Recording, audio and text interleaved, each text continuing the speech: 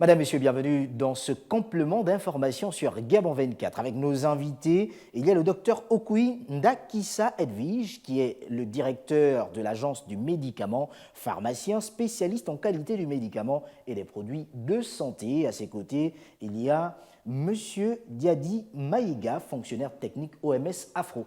Bienvenue à vous et merci d'avoir accepté notre invitation. Merci. Avec vous, on parle de l'homologation des médicaments. Lorsqu'on parle d'homologation de médicaments, à quoi cela renvoie-t-il? Je m'adresse d'abord à vous, Monsieur Maïga. Bonjour, Monsieur Armstrong. Merci pour cette invitation.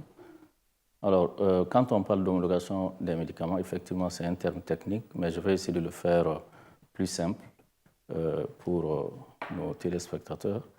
En fait, on parle d'homologation pour simplement dire qu'il s'agit d'un mécanisme qui est utilisé par les autorités nationales de réglementation pour pouvoir évaluer la conformité d'un médicament aux standards internationaux pour assurer effectivement la première des choses, l'innocuité, c'est-à-dire la sécurité d'emploi. On veut s'assurer que la personne qui va administrer ces produits ne sera pas en danger, sa vie ne sera pas en danger d'aucune manière. Et deuxièmement, d'assurer l'efficacité des produits, c'est-à-dire que la raison pour laquelle la personne prend le médicament, que cette raison puisse être atteinte, notamment pour prévenir des maladies ou bien pour guérir des maladies ou autre chose. Et troisièmement aussi, s'assurer que les aspects de qualité du produit seront aussi garantis. Donc, en un mot, l'homologation, c'est le mécanisme qui permet d'évaluer un médicament pour voir qu'il est tout à fait conforme aux standards internationaux. Alors, docteur, je vous pose la question à vous, notamment celle de savoir, est-ce que lorsqu'on parle d'homologation, il n'y a que ce mécanisme sur le plan international et donc mondial, lorsque les produits arrivent, par exemple, dans un pays, à ce niveau-là, il n'y a aucune autre institution qui puisse intervenir? Ben écoutez, nous parlons d'homologation. L'homologation, comme vous l'a dit docteur Diabaté de l'OMS Afro, c'est un processus, ce sont des mécanismes pour vérifier l'efficacité. Donc avant qu'un produit n'arrive, il faut d'abord l'évaluer. D'accord, ça c'est sur le plan mondial. Ça c'est sur le plan mondial. Et nous avons, si vous voulez, sur le plan mondial, des référentiels. Et nous avons, si vous voulez, l'organe mondial qui gère le système d'homologation, c'est fait par des conférences internationales. Généralement, nous les appelons en abrégé des ICH. Donc, avant de pouvoir le faire venir pour le commercialiser, il doit d'abord être homologué. Alors, est-ce que pour cette homologation, les différents pays du monde, vous me permettrez la question pour édifier les téléspectateurs, ont des représentants dans ces institutions-là, de façon à ce que ces médicaments obéissent également aux règles environnementales et autres, parce que chaque pays a également son environnement. Il y a des pathologies que l'on retrouve en Afrique centrale et pas forcément en Afrique de l'Ouest. Comment cela se fait? Écoutez, le processus d'homologation, c'est un processus international. Et au niveau des différents pays, nous avons des zones.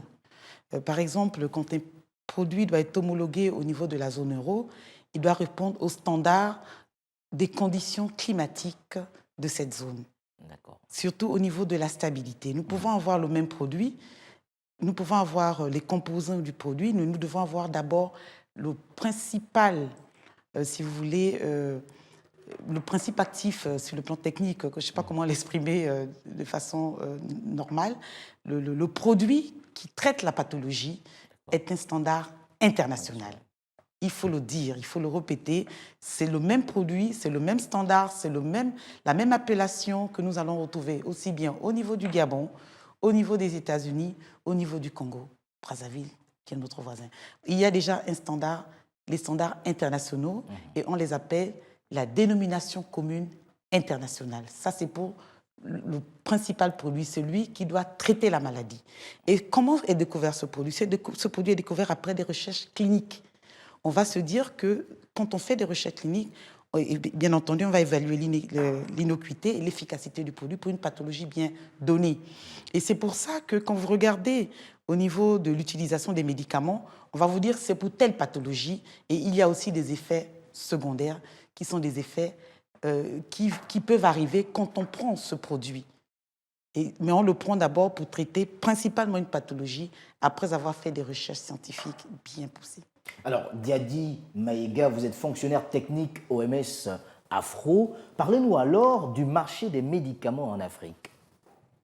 Bon, le marché des médicaments en Afrique est un marché, je crois, ce qui est surtout le plus important, qui est en croissance. Il n'est pas nécessairement un marché qui est à un niveau de comparaison de pays comme la Chine ou même l'Inde, mais c'est un marché qui a le potentiel de croissance le plus élevé comparé aux autres continents. Mais c'est quand même un marché de médicaments qui est important. Donc, les statistiques ne sont pas connues avec beaucoup de précision. On parle de 20 milliards, dans certaines statistiques, on parle de 30 milliards, mais le potentiel de croissance est très élevé. Je crois que ce qui est surtout important aussi de noter, ce n'est pas nécessairement le volume ou la valeur des médicaments sur le continent africain, c'est surtout dans quelle mesure la population qui utilise ces médicaments est à risque ou pas n'est-ce pas, d'avoir tous les inconvénients. Elle a parlé par exemple d'effets secondaires, mais aussi d'autres risques pour la santé, notamment de morbidité ou de mortalité pour la population si on n'assure pas la qualité des produits. C'est ça qui est surtout important. Docteur Okouim, Dakissa Edwige, en Afrique, un médicament sur 10 est un faux. À qui la faute? Mais écoutez, nous allons déjà dire que c'est un phénomène international. Et comme vous l'a dit le docteur Diabaté, nous ne devons pas parler en termes de volume. Nous ne devons pas parler en termes de volume. C'est pour ça qu'au niveau de tous les pays africains, nous devons harmoniser, si vous voulez, les mécanismes d'homologation. Parce qu'au niveau de l'homologation d'un produit, nous devons avoir la capacité de nous assurer que le produit que nous devons mettre sur le marché de nos États africains soit des produits de qualité. Donc nous devons, si vous voulez, renforcer davantage, vu que ce marché est croissant et qu'au niveau de l'Afrique, nous n'avons pas encore totalement développé des capacités de production. Parce qu'il faut dire que le manque de capacité de production dans nos pays peuvent aussi influencer sur la qualité des produits. Est-ce que cela ne traduit pas justement le niveau de pauvreté aujourd'hui en Afrique? Bon, écoutez, nous ne pouvons pas parler du niveau de pauvreté uniquement en Afrique, parce qu'il faut aussi dire que c'est surtout au niveau de la qualité, si vous voulez, du renforcement des capacités au niveau de l'homologation.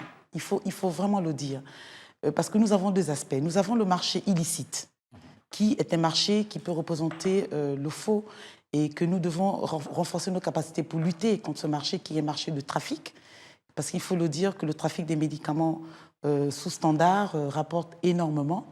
Et nous avons aussi le marché licite qui peut avoir des produits aussi sous standard. Parce que si nous devons homologuer un produit, c'est pour gérer et maîtriser ce risque au niveau de l'Afrique. Mais nous devons davantage, si vous voulez, travailler avec les partenaires internationaux pour aussi ramener ces produits au niveau des standards internationaux. Alors, Diadi Maïga, moi je vous repose la question à vous, puisque vous êtes fonctionnaire technique OMS Afro. Comment expliquer que l'on ait autant de faux médicaments sur le marché en Afrique? Effectivement, les statistiques parlent de, je crois, 10,5% de médicaments qui sont pas seulement les faux médicaments, mais ce qu'on appelle les médicaments sous standard. Oui. Ou les médicaments falsifiés, donc notamment les faux médicaments en fait. Donc c'est les deux catégories de produits représentent une statistique de 10%, 10,5%. On peut essayer de comprendre quelles sont les raisons, mais selon les données qui existent, je peux les catégoriser en trois. Trois types de raisons.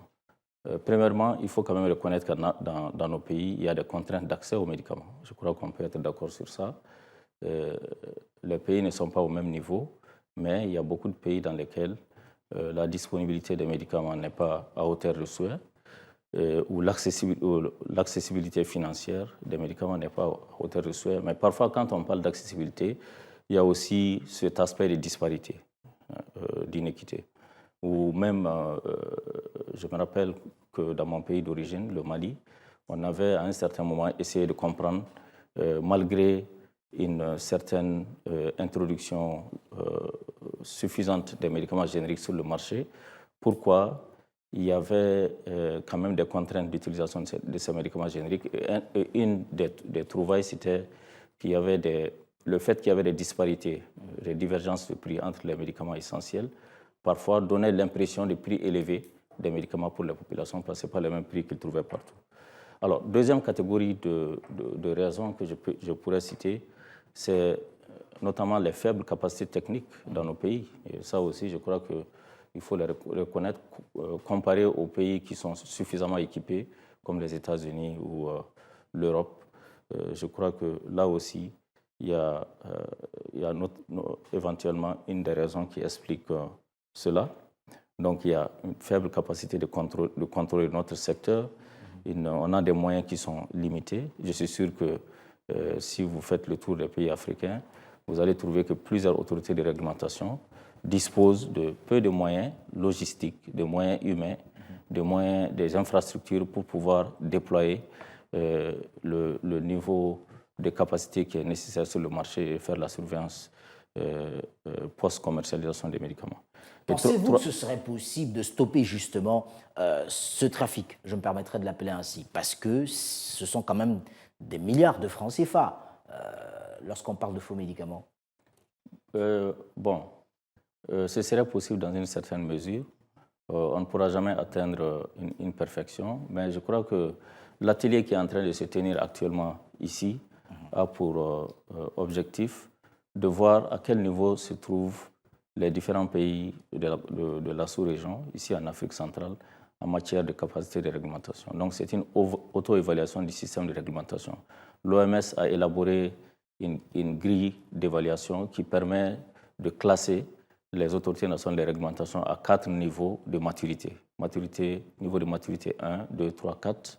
Alors ces niveaux de maturité correspondent au niveau de capacité de contrôler le secteur pharmaceutique, y compris contrôler la circulation des médicaments contrefaits ou des médicaments sous standard.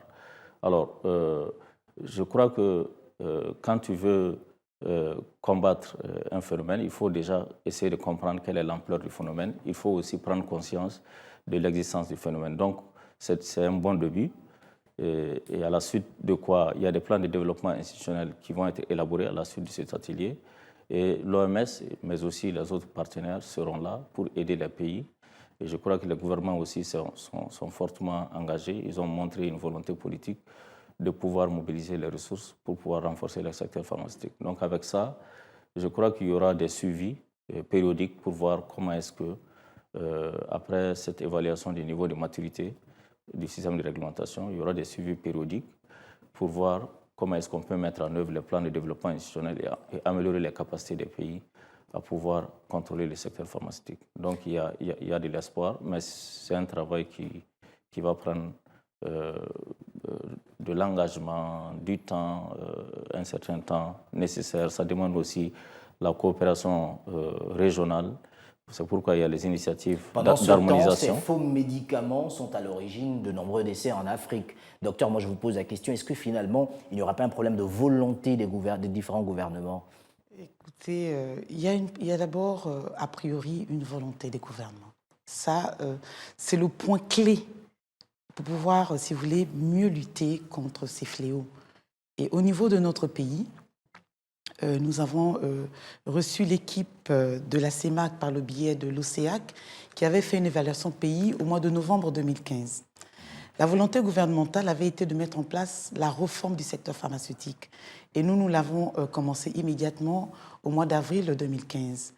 Et la perception de ce phénomène au niveau de notre pays était de 25%. Si la perception de ce phénomène était si basse, parce que la volonté gouvernementale a permis, si vous voulez, de demander dans la réforme de mieux appliquer les textes réglementaires. Parce que la réglementation est très importante, parce que la circulation de ces faux produits incombe aussi, si vous voulez, à la population.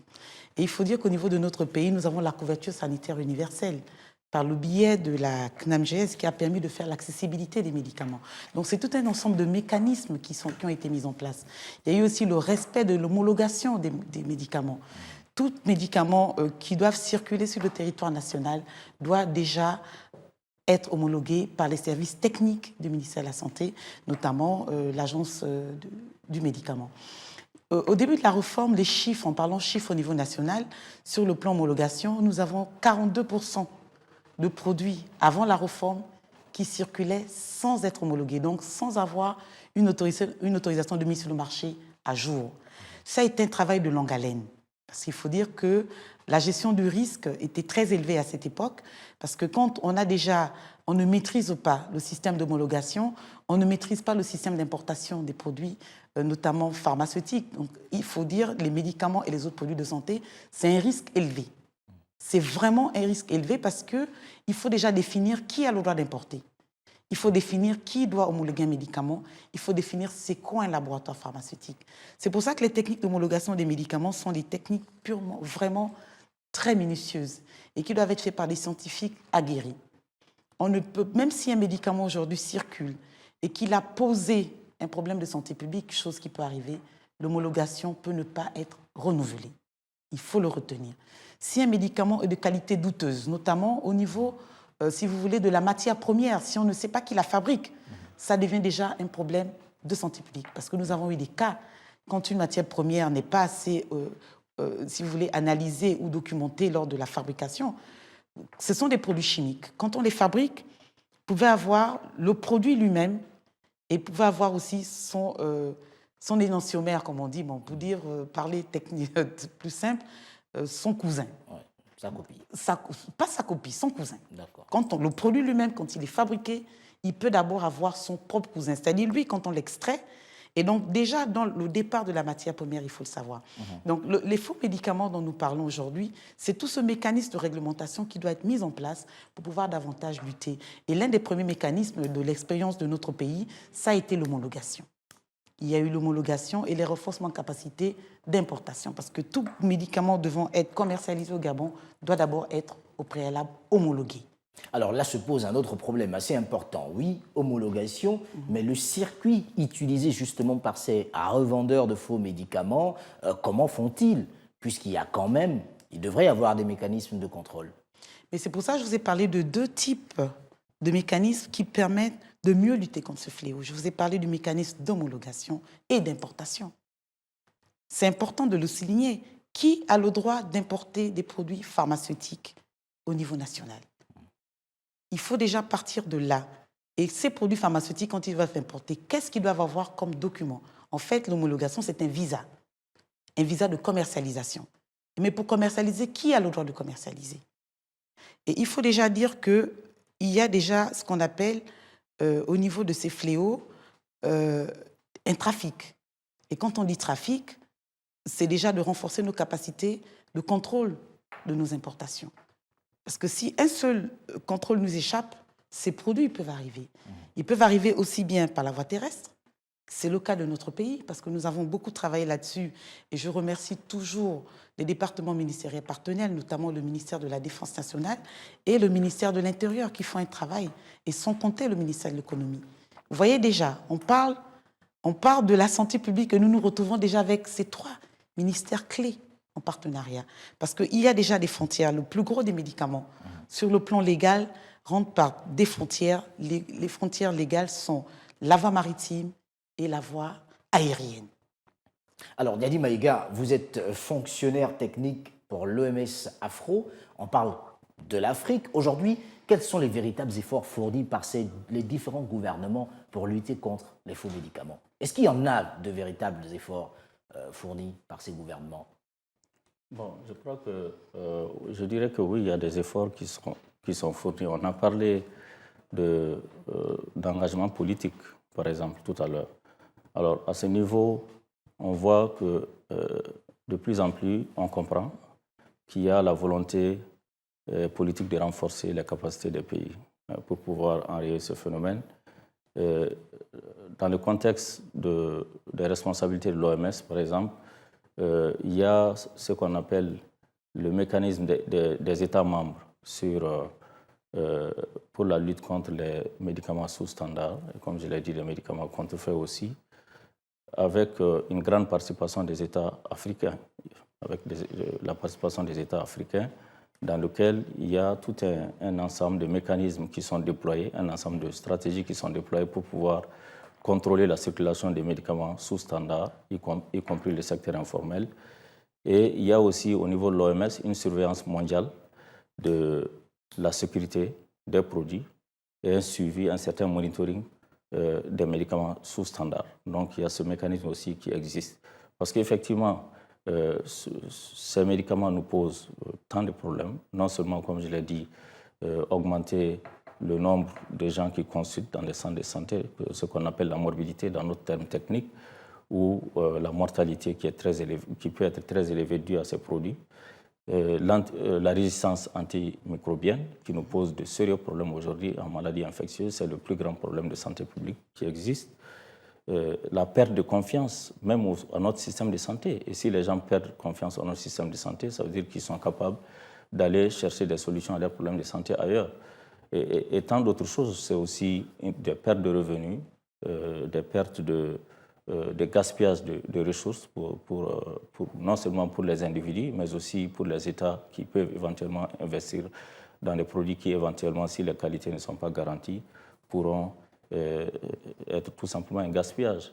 Donc il y a cet engagement qui est là, avec, on a parlé tantôt de l'harmonisation des programmes ce qu'on appelle African Medicine Regulatory Harmonization, le programme africain de réglementation des produits médicaux, des médicaments et des autres produits médicaux, dans lequel sont engagés pratiquement tous les pays, d'abord les sous-régions. On a un programme en Afrique de l'Ouest qui est géré par l'Organisation ouest-africaine de la santé. Il y a un programme ici à la CEMAC, en Afrique centrale. Il y a un programme en Afrique de l'Est. Il y en a un en Afrique australe. Il y en a un aussi à IGAD, qui est un programme intergouvernemental qui comprend des pays comme l'Éthiopie, le Kenya, Djibouti. Bref, donc il y a tous ces programmes d'harmonisation et le programme continental d'harmonisation qui va aboutir quelque part à la création de l'Agence africaine des médicaments. Pour le moment, il y a des progrès qui sont réalisés. Il y a une ratification de 15 pays qui est requise. On n'en est pas encore là. Mais je crois qu'il y a des signes que la ratification peut aller très vite. Donc il y a cette compréhension, cette prise de conscience qu'on ne peut pas travailler en silo. Il faut travailler ensemble. Il faut harmoniser les politiques. Parce que aussi les maladies n'ont pas de barrières. Je crois qu'on est en train de voir que ça se passe actuellement avec le coronavirus. Donc bref, il y a des efforts qui sont faits, mais les défis sont énormes. On ne peut pas se permettre de dire qu'on a gagné la bataille. On est très loin de là. Mais il y a des efforts qui sont très encourageants. Il y a aussi ce qu'il faut noter qui est extrêmement important, c'est aussi l'engagement des partenaires, tels que la Banque mondiale, Bill and Melinda Gates Foundation, la Fondation Bill and Melinda Gates. Il y a beaucoup d'autres agences qui sont réellement engagées dans ces différents programmes d'harmonisation régionale.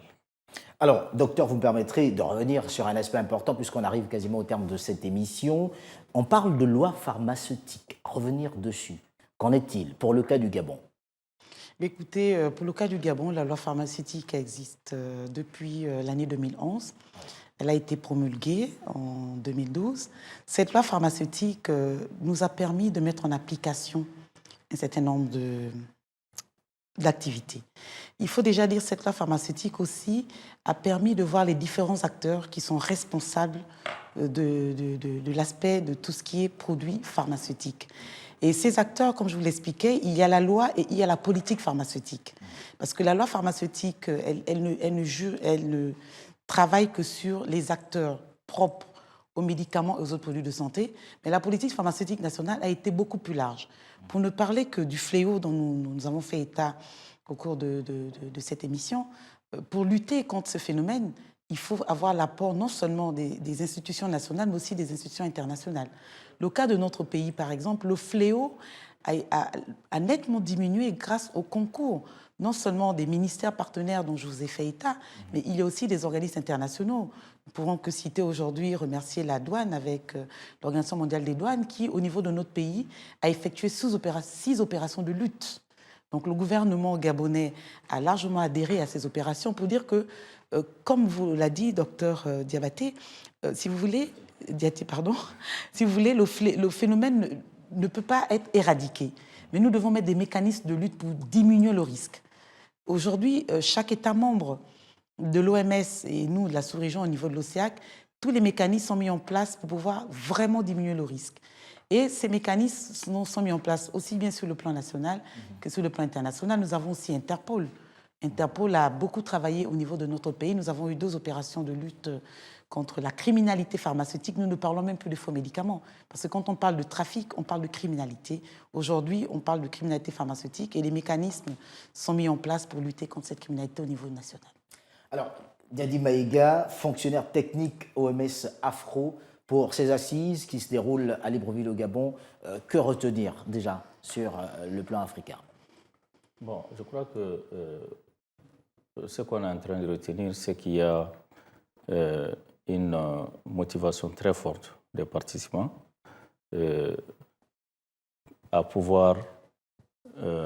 D'abord, avant cela, ils ont compris l'outil que l'OMS a développé, qu'on appelle Global Benchmarking Tool, outil, si je peux bien traduire, outil mondial d'évaluation, outil mondial d'évaluation de l'OMS, pour pouvoir situer une autorité de réglementation à un niveau de maturité donné. Ils ont bien compris l'outil et ils ont compris quelles sont les implications.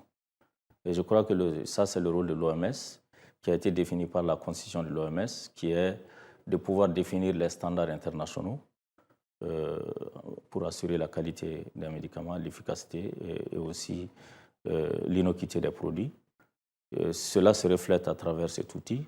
Donc ce mandat qui a été donné par la Constitution, mais aussi par les différentes assemblées mondiales de l'OMS qui se tiennent tous les ans, qui sont revenus dans différentes résolutions pour demander à l'OMS de les aider à renforcer leur capacité de réglementation. Donc les États ont compris, en passant en revue les 9 fonctions réglementaires, il y en a 9, dont une qui ne s'applique pas pratiquement à nos pays parce qu'elle concerne les pays qui font la libération des lots de vaccins. C'est seulement les pays qui fabriquent les vaccins.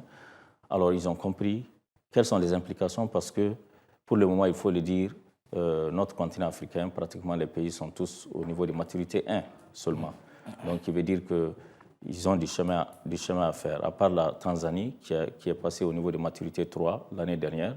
Et nous avons potentiellement 1 ou 2 pays qui pourront passer, selon les signes qui se dessinent, qui pourront passer au niveau de maturité 3. Au niveau de maturité 3 veut dire niveau de maturité, ça veut dire que l'autorité de réglementation est considérée comme étant parfaitement fonctionnelle, peut faire face aux défis et pourrait garantir la disponibilité de produits sûrs, efficaces, de grande qualité pour les populations. Donc il y a déjà cette prise de conscience par tous les pays qui ont participé que la réglementation, c'est quelque chose qui demande beaucoup de choses à mettre en place, beaucoup de choses. C'est normal, parce que c'est les médicaments. Les médicaments, les utilisateurs des médicaments ne sont pas en situation de pouvoir juger quand est-ce que je dois prendre le médicament, quel médicament je prends et comment je le prends. Il faut l'intervention des gens qui prescrivent, des médecins, il faut l'intervention des gens qui dispensent pour leur expliquer ça. Et même parfois, les professionnels de santé ont besoin aussi de formations supplémentaires et d'autres informations pour être en mesure de pouvoir effectivement intervenir en matière de réglementation des médicaments. Donc aujourd'hui, il y a déjà cette prise de conscience, cette motivation. Je crois que c'est ça que je retiens. Et aussi la parfaite compréhension de l'outil, comment est-ce que les pays peuvent se faire évaluer eux-mêmes, de pouvoir mettre en place le plan de développement institutionnel qui a été proposé, de pouvoir le mettre en œuvre et de pouvoir progresser. Et je crois que cette appropriation, pour moi, elle est plus importante que tout le reste. Parce que quand on s'approprie quelque chose, on a compris, on voit les enjeux, on peut faire des résultats. Merci à vous d'avoir accepté notre invitation. Je rappelle qu'il y avait le docteur Okoui Ndakisa Edwige, qui est le directeur de l'Agence du médicament, pharmacien, spécialiste en qualité du médicament et les produits de santé. Et puis, Monsieur Diady Maïga, fonctionnaire technique OMS Afro. Merci d'avoir accepté notre invitation. Merci. Restez les nôtres sur Gabon 24. L'actualité se poursuit. Au revoir. Merci.